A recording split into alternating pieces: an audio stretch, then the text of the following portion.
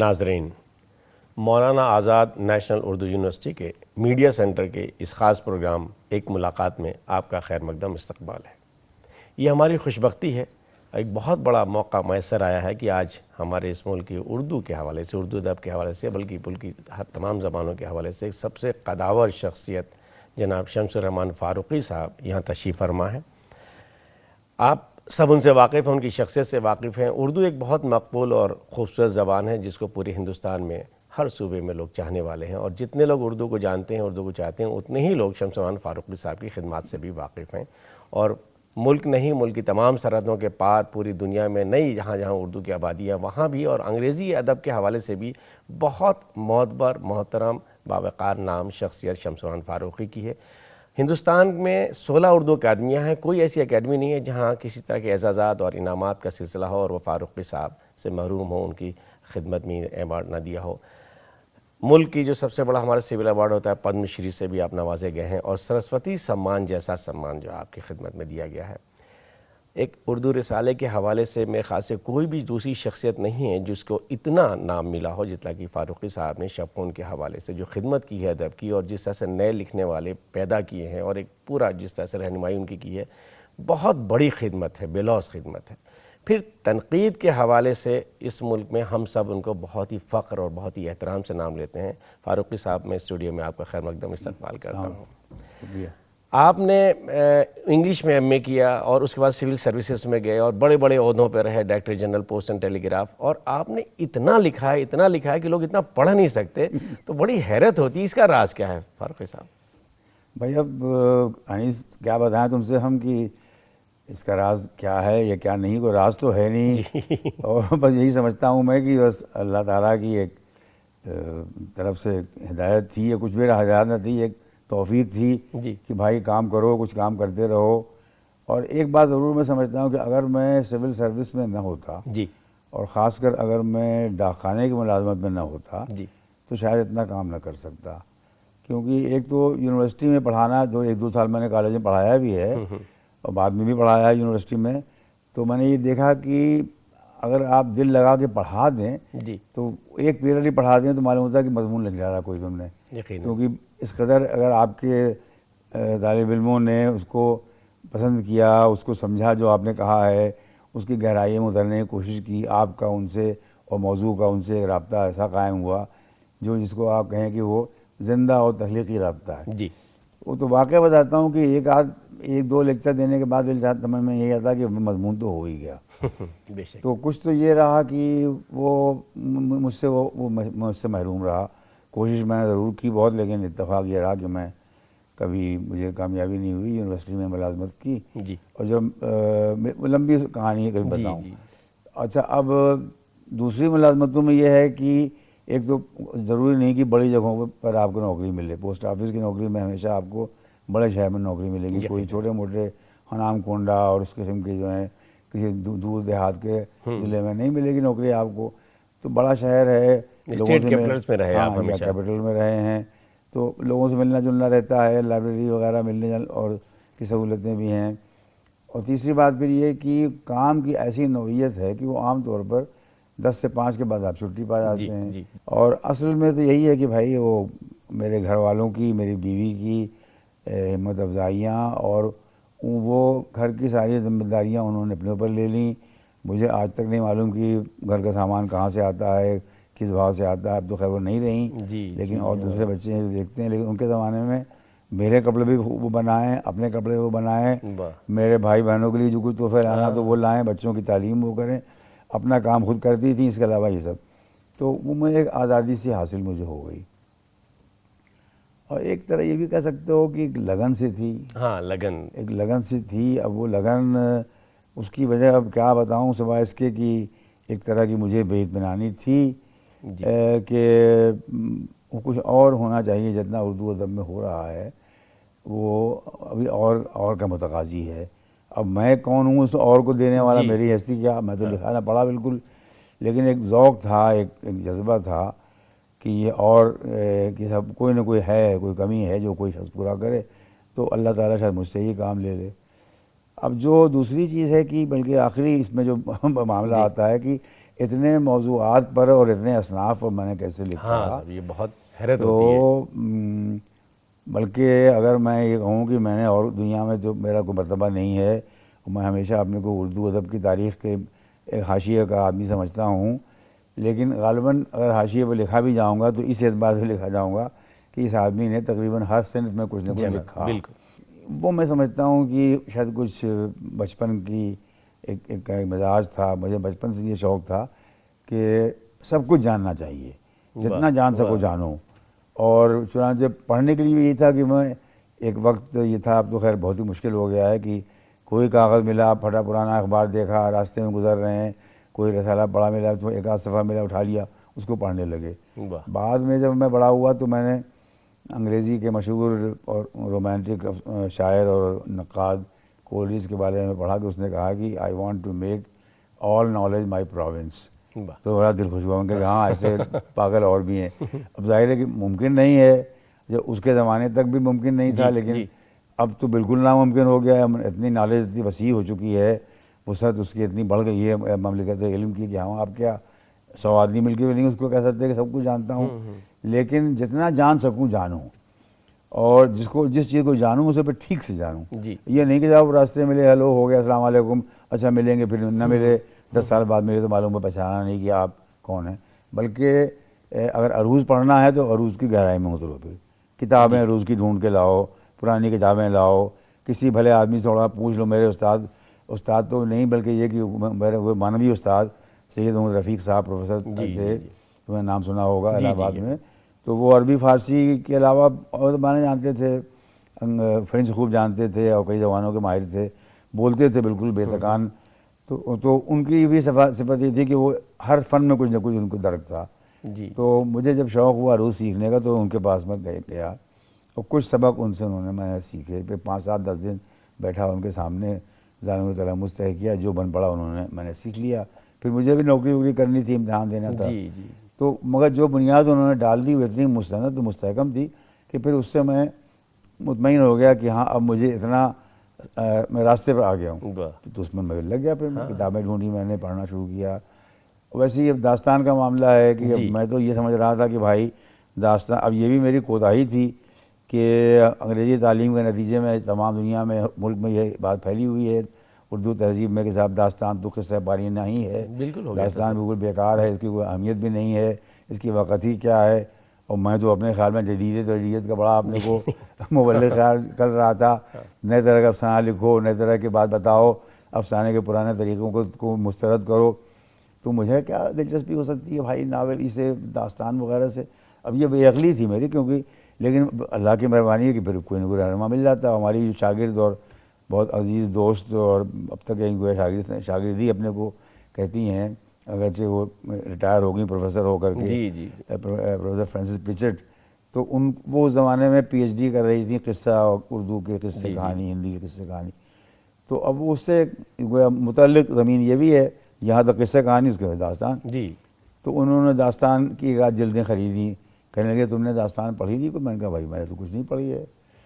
تو کہنے لگے کہ میں ایک ترجمہ کرنا چاہتی ہوں چھوٹی داستان امیر حمزہ کا، تو آپ سے میری مدد چاہیے مجھے. تو میں نے کہا ٹھیک ہے. تو وہ اگرچہ معمولی ہے، پوری داستان کے مقابلے میں معمولی، لیکن میں نے دیکھ لیا کہ یار یہ تو اس میں تو بڑا یہ گوہر نایاب چھپا ہوا ہے اس کے اندر. مزیدار بھی بہت ہے. ہاں مزیدار تو خیر بے انتہا ہے، لیکن یہ کہ اس میں پہلو بہت ہیں. پہلو بہت اس میں علم کے پہلو بہت ہیں، انسانی کردار شخصیت کے پہلو بہت ہیں، ڈرامائیت بھی ڈرامائیت اس میں بے انتہا ہے. تو اس کے انہوں نے ترجمہ کوئی تقریباً 2 تہائی کیا. وہ مجھے دکھا دیا کرتی تھی، میں نے ٹھیک ٹھاک کیا. تو مجھے معلوم ہے یہاں تو کچھ ہے. تو اسی زمانے میں اتفاق سے وہ طلسم مشربہ کی 2 3 جلدیں خرید لائیں پرانی. تو کہنے کی آپ کو دیتی ہوں، میں آپ پڑھیے. اب یہ بھی وہاں پھر ایک اتفاق پیدا ہوا کہ جو جلد میرے پہلے شروع کی وہ تھی طلسم مشربہ کی جلد سوم، جس کو کہ میں تمام جلدوں میں سب سے اچھی سمجھتا ہوں. پھر کیا تھا میں پھر تو گرفتار ہو گئے. وہ آپ نے بہت اچھا کیا، اور آپ کے بھتیجے مل کے اتنے قابل. ہاں پھر یہ کہ بعد میں جب یہ محمود فاروقی، اب ظاہر بڑے بہت لائق لڑکا، روڈز اسکالر، اور آکسفورڈ میں بی آنرز کیے ہوئے، ریکارڈ بریک کیے ہوئے، ہاں سب کچھ. اور پھر یہ کہ ٹی وی میں بھی ہے، ڈرامے میں بھی ہے. تو ہم نے کہا سنیما میں بھی ہیں. ہاں سنیما میں بھی. ہم نے کہا بھائی چل تو یہ کام تھوڑا کر، اس وقت خالی ہے، تو لے جا، تجھے فارسی اردو آتی ہے. تو اس کو میں نے یہ رسم و شفا کی ایک جلد تھما دی ہوگا کہ لاؤ کچھ یاد کر کے لاؤ مجھے سناؤ. تو پھر اس طرح شروع ہوا. اب بھی میں بھی جب کبھی غور کرتا ہوں تو میں کہتا ہوں شمس الرحمان فاروقی تم جب پیدا ہوئے تھے. جی ہاں، وہ بچپن کا کچھ بتائیے کہ وہ آپ کو کہاں سے راغب ہوئے، کس طرح سے تعلیم لی، اتنا سنجیدہ کیسے ہوئے آپ؟ ارے بھائی وہ تو میرے بچپن کی تو کہانی دلچسپ تو خیر نہیں، معمولی ہے، لیکن میرے لیے اس میں بڑے سبق پنہاں ہیں. مثلا یہ کہ میرے باپ اور ماں دونوں نوعمر تھے شادی جب ان کی ہوئی. اماں تو مشکل سے رہی ہوں گی، میرے خیال میں 15 سال کی رہی ہوں گی. اس زمانے میں تم جانتے ہو آج سے تقریباً 100 برس پہلے، یعنی یہ بات ہے 1929 کی، کہ شرفا کے ہاں مسلمانوں میں، ہندوؤں سب میں، خاص کر شمالی ہند میں، ادھر بھی تمہاری طرف بھی لڑکیوں کو جلدی بیاہ دیا کرتے تھے. اور ہمارے باپ تو بہت خاص کر کے مولوی خاندان کے تھے، تو ان کے یہاں طریقہ یہی تھا کہ صاحب لڑکے بالغ ہو جائیں تو شادی جلد کر دینا چاہیے. تو اماں ہماری بہت کم عمر تھیں، اور کچھ اللہ کا کرنا ایسا ہوا کہ فوراً ہی وہ پہلا بچہ پیدا ہوا 1 سال کے اندر اندر، 10-11 مہینے میں. اور وہ کچھ دن ہو کہ وہ اللہ کو پیارا ہوا. بیٹا تھا، وہ نام اس کا رکھا گیا جمیل الرحمان. خیر اب وہ ابھی اس کا لوگوں نے کو غم میں نہیں کیا، کیونکہ پھر وہ جناب حاملہ ہو گئی. بڑی بہن ہماری اللہ نے ان کو بھی لے لیا، وہ ان کو پیدا ہوئی. تو اب ہو یہ گیا کہ مسلسل ایک بچہ گود میں ہے، ایک بچہ دودھ پی رہا ہے، ایک بچہ پیٹ میں ہے. تو اب سوچتا ہوں یار کہ یہ کیا انسان تھے یہ لوگ. ہم لوگ تو کیا، ہم لوگ تو ایک بچہ بھی نہیں پال سکتے ٹھیک سے. اور ہماری آج کی عورتیں اور بیٹیاں بہویں تو اس قدر یعنی پریشان ہوتی ہیں. اور ان لوگوں کا یہ تھا صاحب کہ خیر کچھ تو بہت بڑی ایک خاندان کی گھریلو حالات کی ایک بہت بڑی ایک امدادی فوج بھی موجود تھی. اماں بھی ہیں، ابا بھی ہیں، چھوٹی بہنیں بھی ہیں، اور پورے ملازمین کی ایک بھیڑ لگی ہوئی ہے. نوکروں کی کمی، ڈاکٹروں کی کمی نہیں. نانا ہمارے بہت بڑے آدمی تھے اپنے وقت میں. زمیندار. ہاں، زمینداری کے علاوہ وہ یو پی سول سروس میں تھے. تو وہ اسپیشل مینیجر کوٹ اوارڈ جو وہ جو اس زمانے تھا کہ جو راجا مہاراجا وغیرہ جو مر جایا کرتے تھے تو ان کے بچوں کو تعلیقی طور پر گورنمنٹ لے لیا کرتی تھی. اس کو کوٹ ایوارڈز کہتے تھے. تو ان میں جو مینیجر ہوتا تھا، مینیجر کے اوپر جو کئی مینیجروں کا مالک ہوتا اسپیشل مینیجر. تو نانا مرحوم ہمارے بہت تھے جب میں پیدا ہوا. تو بہت بڑا عہدہ تھا انگریزوں کے زمانے میں. بھائی اب کیا بات ہے. تو سب ہے، لیکن بھائی پھر بھی تم سوچو کہ بچے کو دودھ پلایا جا رہا ہے، ایک بچے کو کھلایا جا رہا ہے، ایک بچہ، لیکن یہ کہ وہ بارہ ہم پیدا ہو گئے. اب جو پیدا ہوئے تو لامحالہ اس زمانے کو دیکھتے ہوئے کہ بچوں میں بیماریاں بہت، اور الرجی کسی کو کچھ معلوم نہیں. تو مجھے چائلڈ ٹی بی ہو گئی. چائلڈ ٹی بی تو اب ہوتی ہی نہیں بالکل ہے. اس کو سوکھا کہتے تھے ہم لوگوں میں، کہ ہاتھ پیر سوکھ جاتے. تمہیں تو خیال ہوگا ہمارے بہت بچے ہوتے تھے، آدم گڑھ میں بھی ہوتے تھے بہت.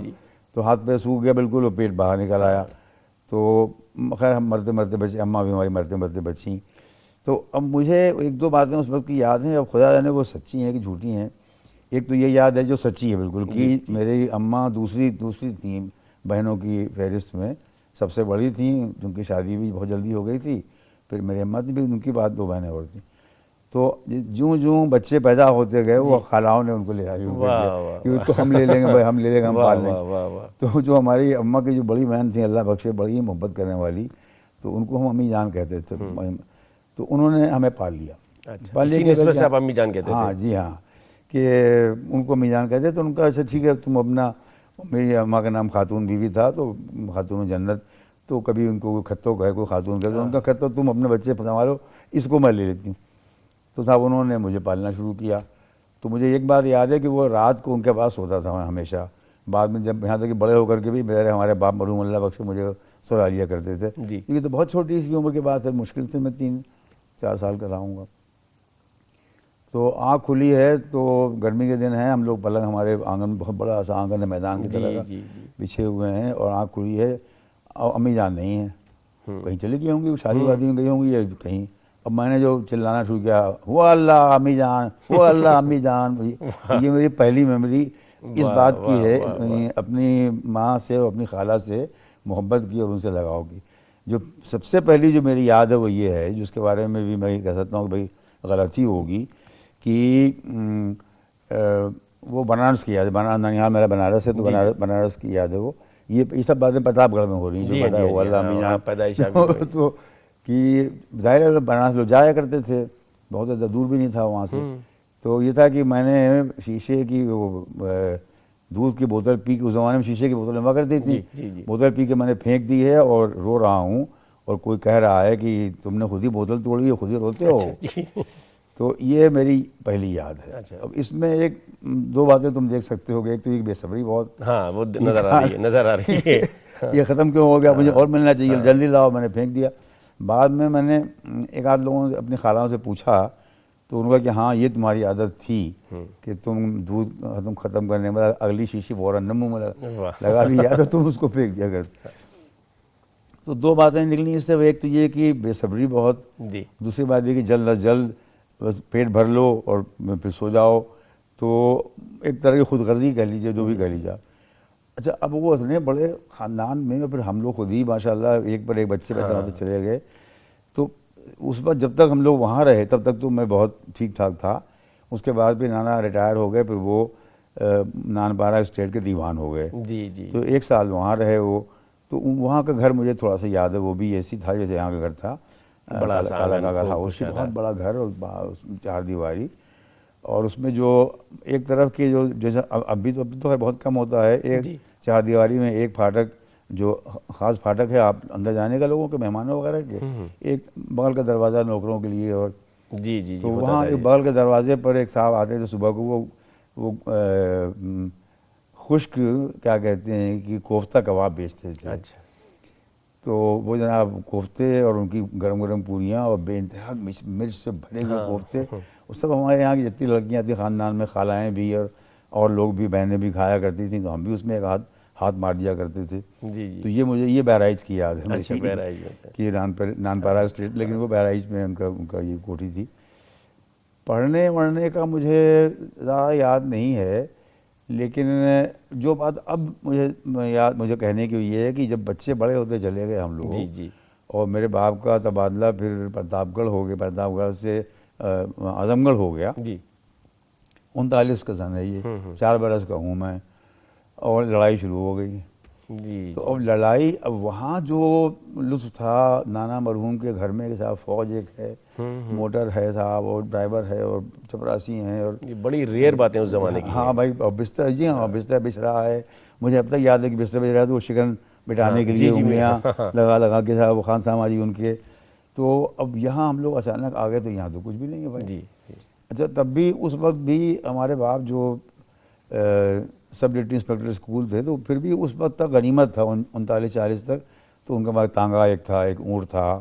مجھے اونٹ ان کا اب تک یاد ہے. اونٹ میں وہ اپنا جب جاتے تھے انسپیکشن کرنے، معائنہ کرنے، سارا سامان اپنا بستر اور راشن اور تمام چیزیں. اس زمانے میں چیز ہوتی ہے راشن باکس نام کی، اب وہ کوئی جانتا بھی نہیں ہے. تو بہت بڑا سا بکسا ہوتا تھا لکڑی کا، جس میں یہ لکڑی کا یا لوہے کا، جس میں کھانے بنے ہوئے، ایک میں چاول ہے، ایک میں آٹا ہے، اس طرح تمام چیزیں رکھی ہے. برتن راشن تھا، راشن باکس. تو وہ راشن باکس لگتا تھا اونٹ صاحب کے اوپر، اور پھر بستر لگتا تھا، اور ایک ٹانگا تھا. اور بڑے اس زمانے کے اعتبار سے وہ سفید پوشی کے دن تھے. مگر میاں وہ لڑائی جو شروع ہوئی، دھیرے دھیرے وہ سب کم ہوتا چلا گیا، کیونکہ چیزیں اتنی مہنگی ہو گئیں کہ ہمارے باپ سے زیادہ بڑے عہدیداروں کو بھی تنگی ہو گئی. اور راشن ہر چیز پہ ہوئی تھی، کپڑے پہ، غلے پہ، ہر چیز پہ. ہاں ہر چیز پہ، غلے پہ، کپڑے پہ، ہر چیز مہنگی ملتی نہیں ہے، اور جب ملتی ہے تو بے انتہا مہنگی ملتی ہے. تو وہ کئی سال ہم لوگوں کے، جو میں جس میں جب کہ میں واقعی ذرا بڑا ہو رہا تھا، اور میں نے 7 سال کی عمر میں ایک مصرعہ ارشاد کیا تھا. واہ واہ واہ واہ، معلوم کیا کسی کو میرا حال زار ہے. تو یہ جو حال زار تھا، یہ میرا حال زار تھا کہ جب میں باپ ماں سے بہت تنگ تھا، کہ ہر طرف بچے ہی بچے ہیں. مجھ سے بڑا 2 بڑی بہنیں ہیں، کئی چھوٹی، ماشاء اللہ سلامت رکھے. چھوٹے بھائی بہت سے، بڑی بہنیں تو گزر گئی، چھوٹے بھائی سب موجود ہیں، بہن موجود. تو اب اس میں تنہا ہو گیا بالکل، کہ اب وہ کس کی دیکھ بھال کرے. ہم سر ایک منٹ، آپ نے جو مصرعہ 7 برس کی عمر میں کیا، تو یہ ریئیکشن والدین کا کیا ہوا اس پہ جب سنا انہوں نے؟ ان کو سنانے کی ہمت نہیں تھی. اچھا، خود ہی کہا، خود بڑی مرمت ہوتی ہے اگر سناتے.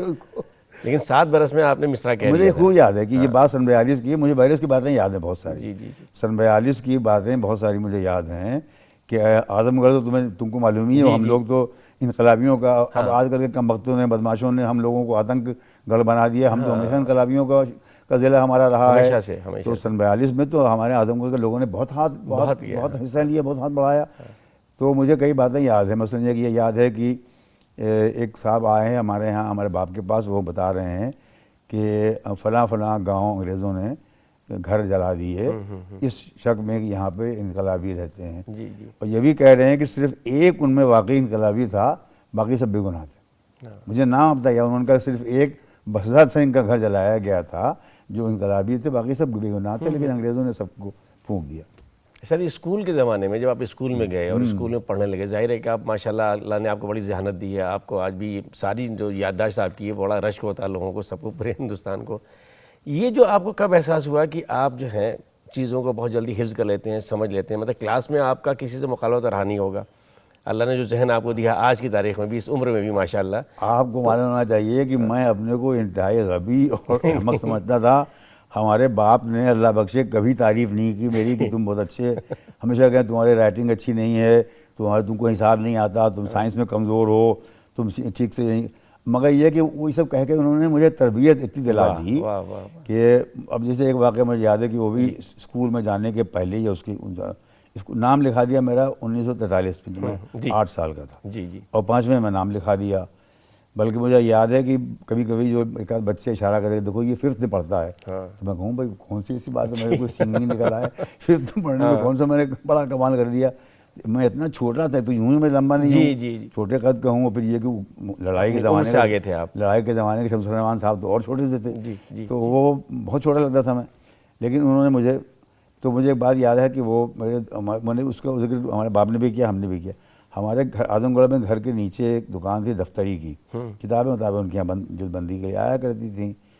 تو میں اتنی بچپن میں اتنی اردو پڑھ گیا تھا, میں اپنے ابا کی ترغیب سے مولوی صاحب کی مار پیٹ حاصل کر کے قرآن ختم کر لیا تھا, اور اردو اتنی روانی پڑھنے لگا تھا کہ اس زمانے میں وہ جلال الدین احمد صاحب جعفری زینبی ایک صاحب ہوا کرتے تھے الہ آباد کے, انہوں نے کئی کتابیں لکھی ہیں جو ایک آدھ ابھی بھی میرے پاس ہیں, گرامر کی اور چیزوں کی.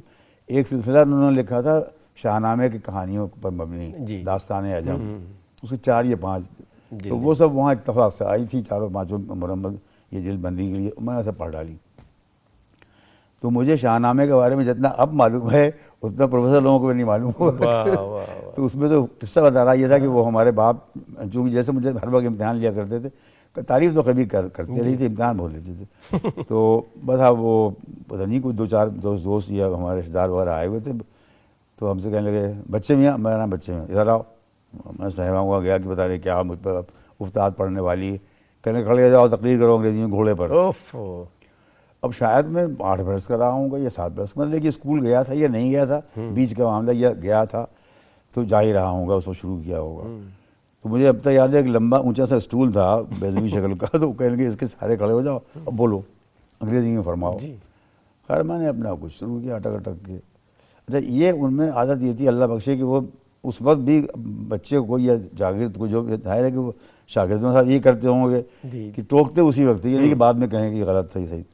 تو میں کچھ کہہ رہا تھا صاحب کہ گھوڑے کئی رنگ کے ہوتے ہیں, تو میں کہہ گیا کہ پیلے رنگ کا گھوڑا ہوتا ہے. تو یہ میں تو فوراً ٹوکا, no there are no yellow horses. تو میں نے کہا صاحب رستم ہے یلو ہارس, کیونکہ نقش تھا وہ پیلے رنگ کا تھا, اس پر گوٹے بوٹے بنے ہوئے تھے, کیا کہتے ہیں کہ جس کو آج کل کہتے ہیں لیور کلر, کلیجی کے رنگ کے, لیکن اس کا بنیادی رنگ پیلا تھا. تو بھیا کہا تو چپ ہو گئے کہ ہاں یہ اب رستم تاریخ میں ہے یا نہیں, لیکن میرے لیے تو بھائی زندہ. تو اس سے یہ بات نکلتی ہے کہ اس زمانے میں مجھے یہ نہیں تھا کہ یہ کوئی میں فرضی داستان پڑھ رہا ہوں, بلکہ یہ کہ میں گویا کوئی یعنی کسی دور کے ملک کا ہے اور بہت ہی کوئی دور کے آدمی کا ذکر ہے, لیکن یہ سب ہوا ہوگا, سب رہا ہوگا, یقیناً ایسا رہا ہوگا. تو میں نے کہا یہ رستم ہے یلو ہارس, تو وہ چپ ہو گئے. ان کا اچھا ٹھیک ہے. تو ایسے وہ بار بار امتحان لیتے تھے, مجھے شعر یاد کرا دیں کہ پڑھو. تو تم جو یہ کہہ رہے ہو کہ آپ کے اردو فارسی میں تو خیر بعد میں فارسی پڑھی, اردو تو اس وقت اردو تھی, اس میں تو ظاہر ہے مجھ سے آگے کوئی تھا نہیں.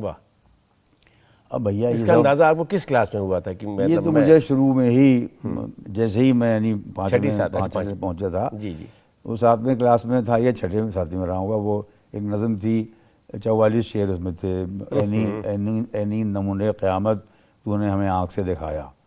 تو مولوی صاحب نے کہا کہ بھائی نظم بڑی اچھی ہے, اور 2 شعر سب لوگ یاد کر کے روزانہ لایا کریں. جی. میں نہ لاؤں, میں تو کاہل آدمی, اپنا ناول پڑھنے سیکھ کے پڑھ رہا ہوں اپنے ابا سے, یا خود ہی کچھ اپنا ناول فرما رہا ہوں.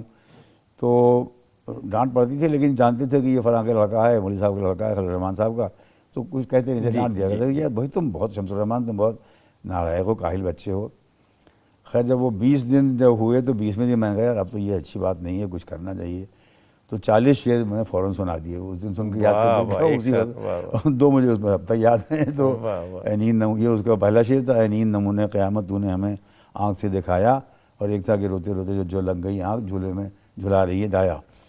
تو اب مطلب کہ یہ نہیں تھا کہ میں کوئی اپنے بڑے مستعد ہوں کام کرنے کے لیے, میں بھاگتا بہت تھا اور جی بہت میں چھوڑا تھا کہ کون جائے محنت, لیکن جب محنت کرنے پڑتی تو کر لیتا تھا. جی جی جی. اب حتیٰ ہمارے باپ تھے بڑے خوبصورت ماشاءاللہ, تو انہوں نے پھر مجھے اسی طرح باتوں میں بہت کچھ سکھا بھی دیا. مثلا یہ کہ چائے کے بارے میں کہتے تو بھائی جس چائے میں خوشبو نہیں ہے وہ چائے نہیں ہے. تو اب وہ مختلف طرح کی چائے, اب یہ بھی کہتے تھے کہ بھائی اب میرے پاس اتنے وسائل نہیں ہیں. یہ جو حامد انصاری جو آج کل وائس پریزیڈنٹ ہیں, ان کے رشتہ دار ایک ڈاکٹر ہوا کرتے تھے وہاں, تو ایک دن وہ کہنے لگے کہ ارے مولوی صاحب میں نے تو خلیل الرحمان صاحب میں نے تو اپنی ایک چائے کی ایک نیا ذائقہ بنا لیا, فلاں فلاں فلاں چائے ملا کے بنا لی. جی. تو گھر پہ آئے کہنے لگے اپنی ہماری اماں سے کہ ڈاکٹر انصاری کہتے ہیں کہ ہم نے اتنی چائے ملا کے ایک چائے بنا لی ہے, ہم لوگ اتنی چائے کہاں سے لا کے بنائیں گے, لیکن جو چائے ہو وہ اچھی ہونا چاہیے, خوشبو ہونا چاہیے. تو یہ بازوق ہونے کا ان کے ثبوت ہے کہ بہت جو بازوق لوگ ہوتے ہیں ان کی چائے بہت اچھی ہوتی ہے. چائے کے بارے میں لباس, جوتا, پیجامہ, کرتا, شیروانی صاف رہے, خوشپوش کھلا رہے, اور گھر سے باہر نکلے لوگ فوراً سمجھ لیں کہ ہاں مولوی صاحب جا رہے ہیں. تو ایک تو یہ مجھے بہت یاد آتی ہے ان کی بات. پھر یہ ایک دفعہ اس ظاہر ہے کہ لڑائی شروع ہوتے ہی, جب بھی شروع ہو گیا تھا ملک میں قومی آزادی کے جناب نعرے لگ رہے تھے, پھر جناح اور نہرو اور گاندھی سب کا ذکر, ابوالکلام آزاد وغیرہ. جی جی. تو ایک تصویر چھپی تھی کسی اخبار میں کہیں جناح صاحب کی, جس میں کہ وہ یوں جیسے تم بیٹھے اس طرح بیٹھے ہوئے تھے. جی جی. تو کہنے کہ دیکھو یہ کتنے خوبصورتی سے بیٹھا ہوا ہے. واہ واہ, یہ تو بعض اوقات آدمی سے نوٹس کرتا ہے. اس میں کون سی ایسی بات ہے بھائی, ہم ایسے بیٹھ رہے ہیں, پیر پھیلا کے بیٹھے, کچھ بیٹھ رہے ہیں, لیکن یہ کہنے. تو اب جب میں نے بعد میں جب غور کیا, جب میں لوگوں کو دیکھتا ہوں کہ لوگ کیسے بیٹھتے ہیں محفلوں میں, خاص کر کے کہیں پر بھی, یا فوٹو کھنچاتے ہوئے کیسے بیٹھتے ہیں, تو جو ان کے مجھے ابھی تک یاد ہے کہ ان کی جو تصویر میں بھی اعتماد اور اطمینان, اور ہر جس کو انگریزی میں کہتے ہیں he knows where to put his hands, کہ ہاتھ کہاں رکھیں ان کو معلوم, یہ نہیں کہ یہاں چھپائے جا رہے ہیں, کھجائے جا رہے ہیں, بلکہ جہاں. تو انہوں نے کہا دیکھو کتنی خوبصورتی سے آدمی بیٹھا ہوا, یہ لفظ تھا یہ ان کا بات سے لکھا. فاروق صاحب آپ کی جو گفتگو ہے اس قدر دلچسپ ہے, اور بہت ہی مطلب ایسی باتیں ہیں کہ جو آج ان کا لوگ اس طرح کی گفتگو کرنے کے لیے, لیکن وقت کی پابندی ہے. ہم لیکن آپ سے ایک وعدہ ہم ضرور کیجیے گا کہ ایک ملاقات آپ کے ساتھ اور ہوگی جس میں لوگ کی تشنگی جو ہے وہ تھوڑا سا کم کی جائے. اب ممکن ہے مجھے اتنی باتیں تو نہیں یاد آئیں, لیکن جو بھی ہو میں انشاءاللہ. بہت بہت شکریہ, بہت کرم آپ کا. اور سامعین, یہ گفتگو کا سلسلہ ہم انشاءاللہ آئندہ بھی گفتگو میں جاری رکھیں گے, اور فاروقی صاحب سے ہماری گزارش رہے گی کہ وہ ایک بار ہمیں موقع اور دیں تاکہ آپ لوگ اور زیادہ آپ کی معلومات آپ استفادہ کر سکیں ان کی ان باتوں سے. آپ کا بہت بہت شکریہ, پھر ملاقات ہوگی. آداب. خدا حافظ.